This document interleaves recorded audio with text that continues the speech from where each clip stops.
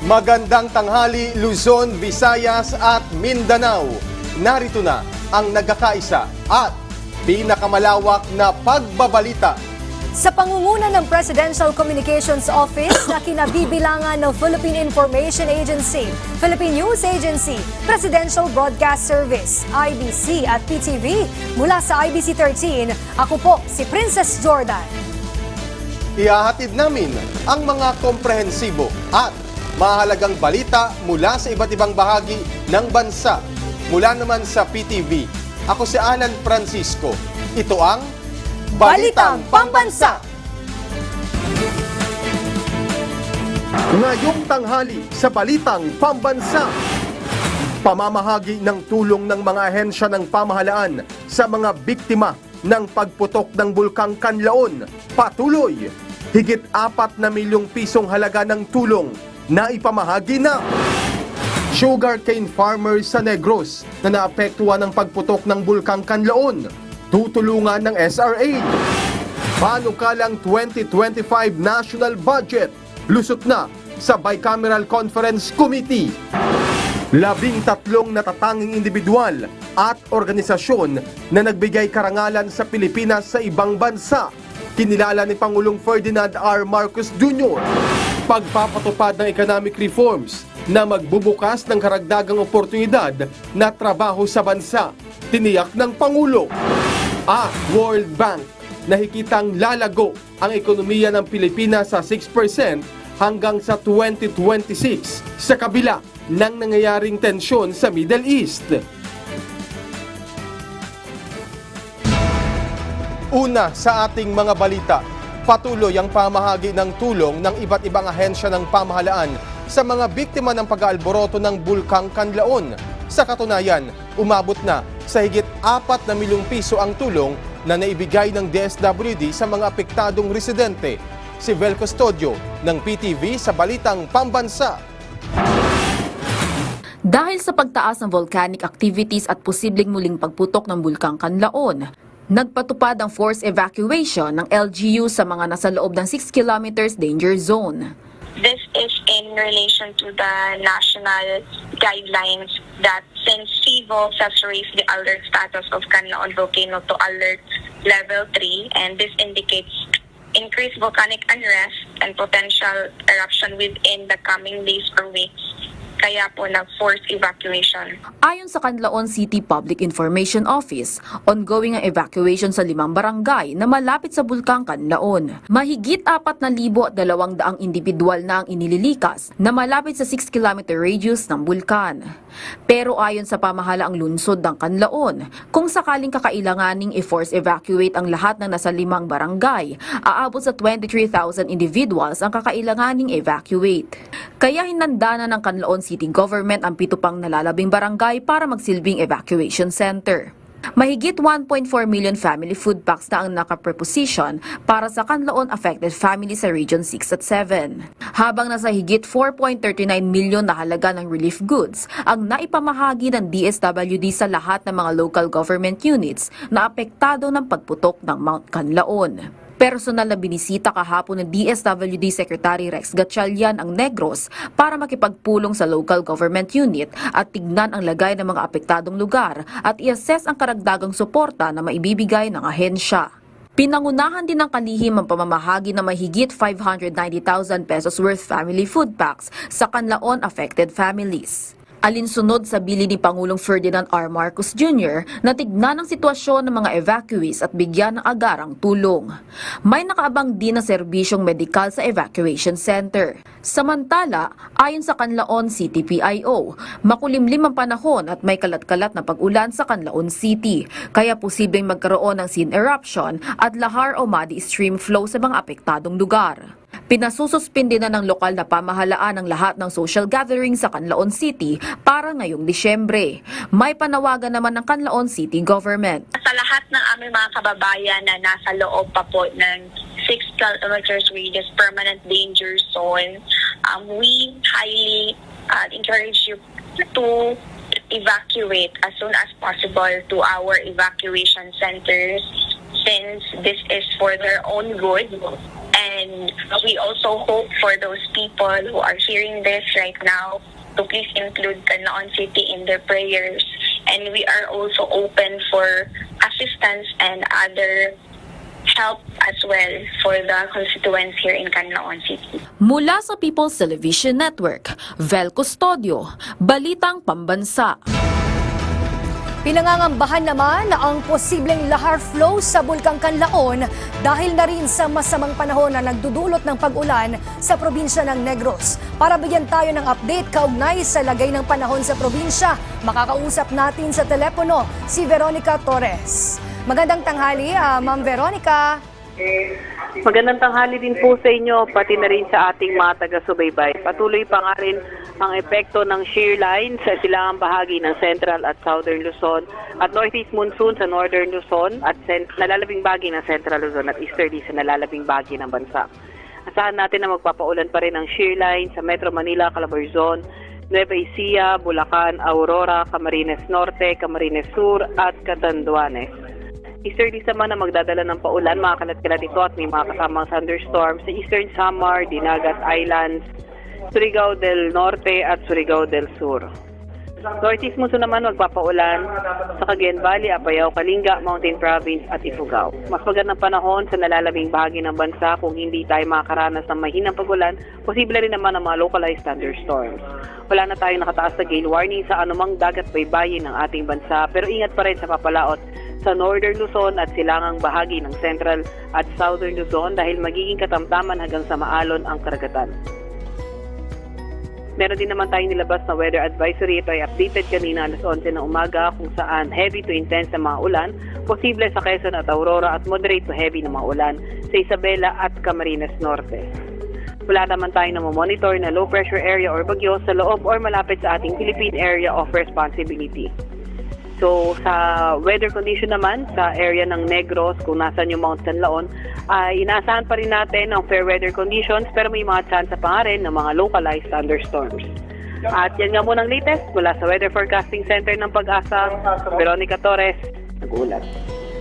Ma'am Veronica, may mga weather disturbances po ba o sama ng panahon tayong namomonitor sa bahagi ng Negros Island na posibleng magdulot ng lahar flow na banggit nyo kanina ang fair weather dito sa lugar na yan?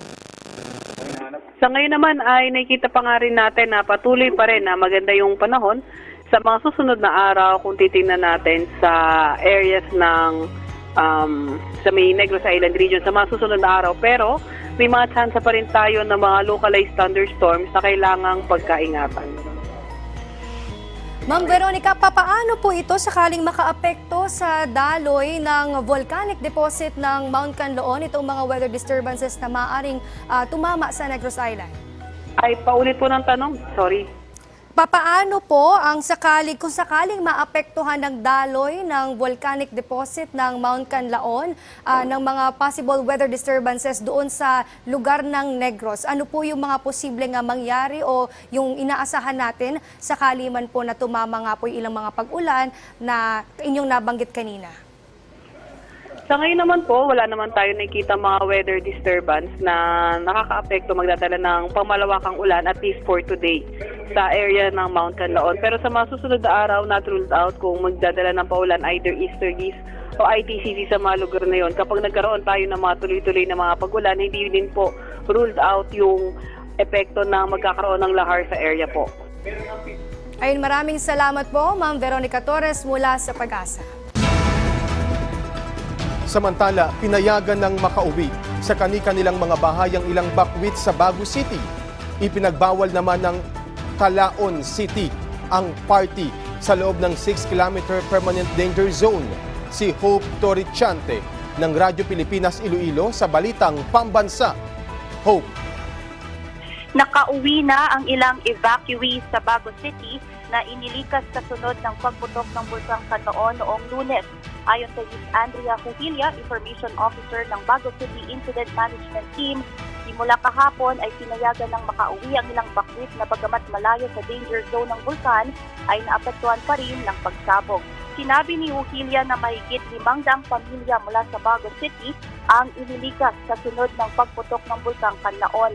Sa ngayon, may natitira pang 8 pamilya o 22 individual na nanunuluyan sa Bago City Coliseum. 171 pamilya ang nasa elementary school, 12 pamilya sa Regional Evacuation Center at nasa 100 katao naman ang nasa ABAP Gym. Dagdag pa ni Julia na nanatiling sapat ang mga relief goods para sa mga evacuees, kabilang ang pagkain at tubig. Ayon pa sa information officer, wala nang nararanasang ashfall sa poblasyon ng lungsod. Nagbigay naman ang lokal na pamahalaan ng Moises Padilla ng malinis na inuming tubig sa mga evacuees sa La Castellana na naapektuhan ng pagsabog ng Bulkang Kanlaon. Layunin nito na matiyak ang kaligtasan at kapakanan ng mga apektadong pamilya sa pamamagitan ng pagtugon sa kinakailangang malinis na inuming tubig ng mga residente.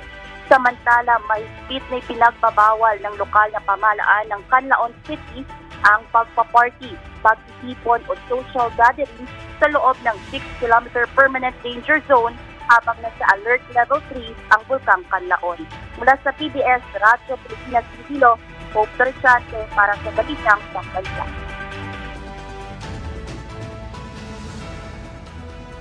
Maraming salamat, Hope Torresante.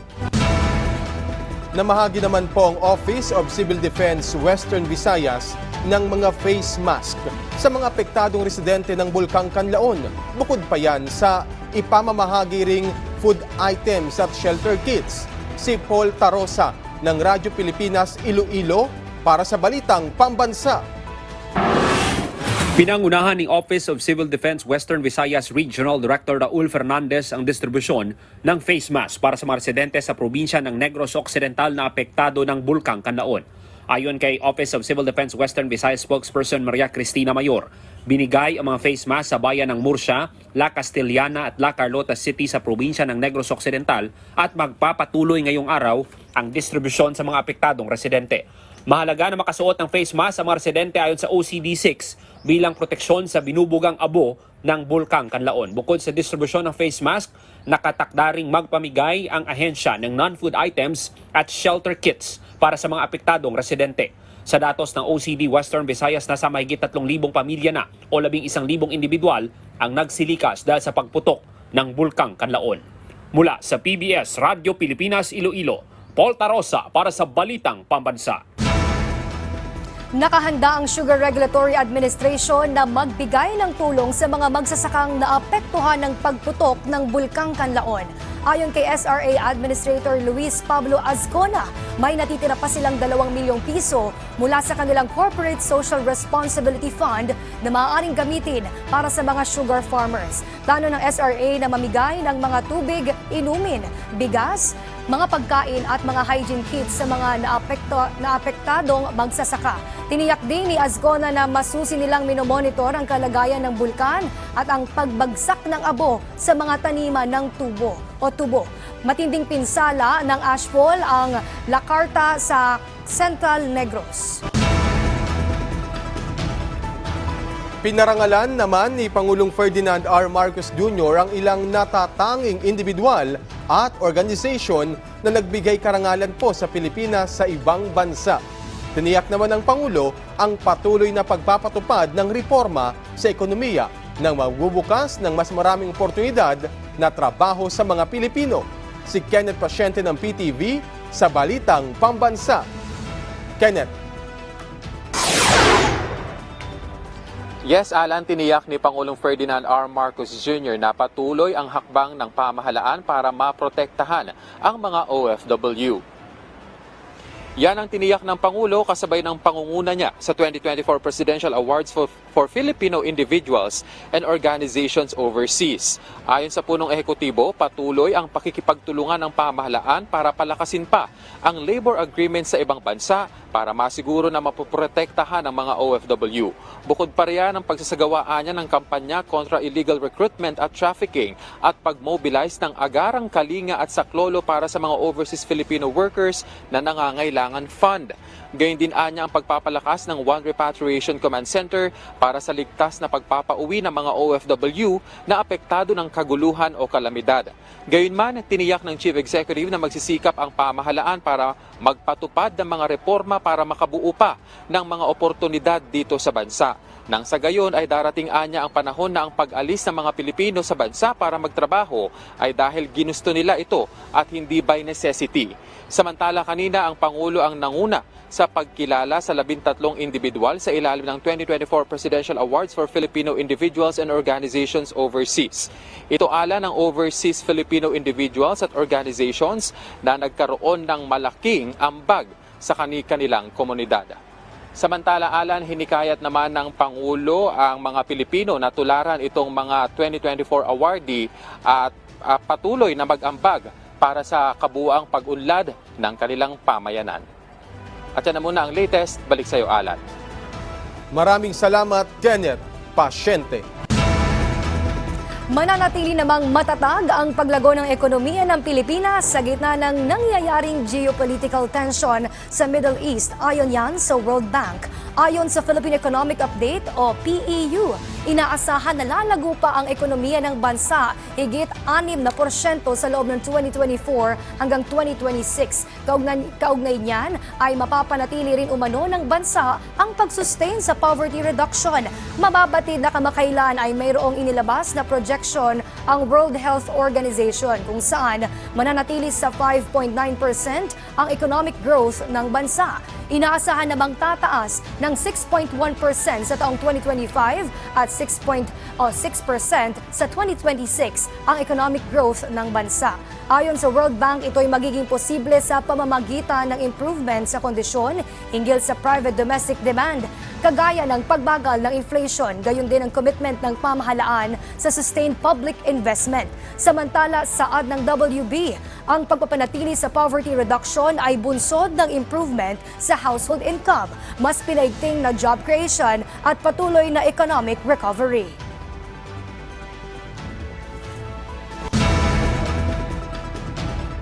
Labis namang ikinatuwa ng Department of Trade and Industry, DTI, ang pagtuntong ng Pilipinas bilang isa sa mga pinakamataas na market para sa investment ng renewable energy. Kinilala po bilang pangalawa sa most attractive sa emerging renewable energy investment market ang Pilipinas batay sa ulat na inilabas ng Bloomberg NEF na 2024 Climate Scope. Isa umano itong mahalaga at malaking hakbang para sa Pilipinas na kinikilala bilang ika-4 sa tala nitong nakaraang taon. Ang parangal ay bunsod ng mga effort na ginagawa ng gobyerno para ma-establish ang mas matibay at makabagong pundasyon sa renewable energy. Ito'y alinsunod sa bagong Pilipinas Agenda ni Pangulong Ferdinand R. Marcos Jr. na gawing pangunahing sektor ang bansa sa pamamagitan ng progresibong policy reform at strategic incentives. Kabilang na dyan ang ipinasang Create Law na nag-enhance sa tax incentive ng bansa para ito'y mas maging globally competitive, investor-friendly, predictable at accountable.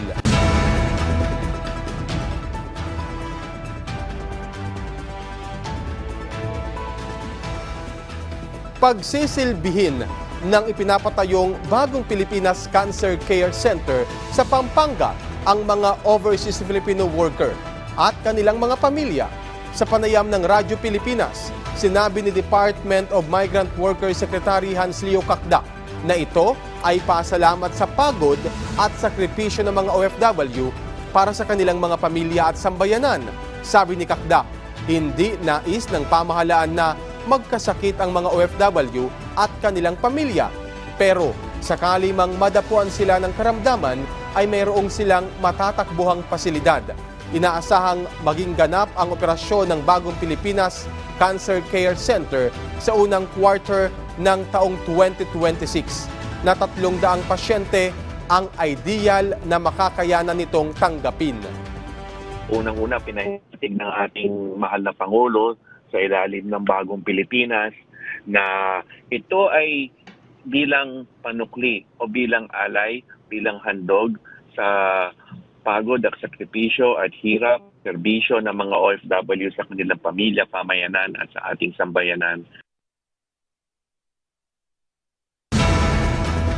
OFWs at kanilang pamilya, malaki ang pasasalamat sa libreng serbisyong medikal na hatid ng OFW Hospital sa Pampanga.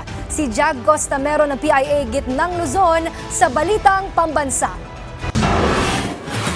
Ito ang 50 taong gulang na si Rowena Bondok, isang returning overseas Filipino worker o OFW mula Canada.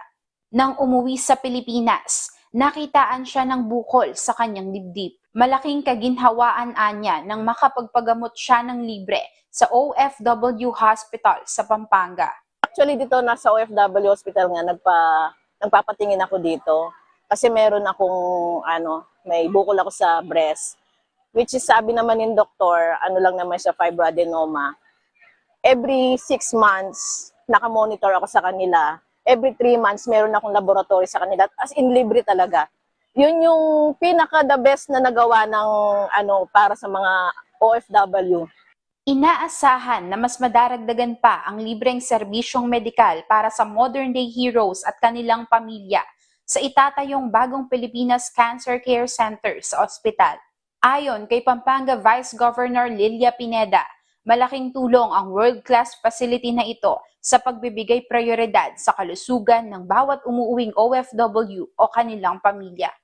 Inaasahang magbubukas ang Cancer Care Center para sa mga OFWs at kanilang mga pamilya sa taong 2026. Mula sa Philippine Information Agency Gitnang Luzon, Jag Costamero para sa Balitang Pambansa. Higit 6.3 trillion pesos na panukalang pondo para sa susunod na taon. Lusot na sa Bicameral Conference Committee. Ang update niyan sa Balitang Pambansa ni Daniel Manalastas ng PTV. Daniel? Yes, lusot na nga sa Bicameral Conference Committee ang panukalang 2025 National Budget matapos na naging pulong ng mga senador at mga kongresista dito sa isang hotel sa Maynila. Wala pang malinaw na detalye sa ngayon kung alin yung mga ahensya na nadagdagan o nabawasan ng budget. Mga partial info pa lamang yung mga natatanggap natin at patuloy pa nating inaalam at piniverifika ang mga ito. Sabi ni House Speaker Martin Romualdez, bumuo sila ng budget na sumusuporta sa vision ng ating Pangulong Ferdinand R. Marcos Jr. para sa bagong Pilipinas. Siguraduhin daw nilang magagamit ng wasto ang pambansang pondo. Sabi naman ni Senate President Francis Escudero, naglaan sila ng as best as they can na budget na nakaangkala sa mga plano ng ating Pangulong Marcos. At sa punto ito, Alan, na inaabangan natin yung mga isasagawang interview naman ng mga mambabatas sa uwi nga sa panukalang 2025 National Budget. Alan? Maraming salamat, Daniel Manalastas. Sa balitang nakalap naman mula sa Philippine News Agency, inaprubahan na ni Pangulong Ferdinand R. Marcos Jr. ang pinakabagong establishmento na magsisilbi bilang one-stop system para matiyak ang proteksyon sa mga kabataan. Nabuo ang mahalin at kalingain ng ating kabataan o mga bata o makabata program batay sa bisa na nilagdaang Executive Order 79 ng Pangulo kamakailan. Kasabay niyan ay na-institutionalize rin ang pinakabagong Makabata Hotline 1383. Ayon sa Executive Order, ang programa ay magsisilbi bilang one-stop system upang sa pagharap at pag-monitor sa lahat ng issue at concern na may kinalaman sa mga kabataan, lalo na ang mga Children in Need of Special Protection o CNSP.